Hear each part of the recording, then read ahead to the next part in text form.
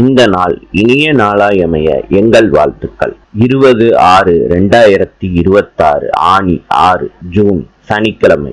இன்று ஷஷ்டி மகம் நட்சத்திரம். இன்று ஷஷ்டி விரதம்.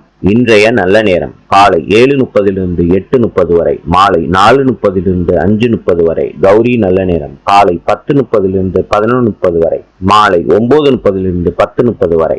ராவு காலம் காலை 9 மணியிலிருந்து 10:30 வரை. யமகண்டம் மதியம் 1:30 3 மணி வரை. சூலம் கிழக்கு.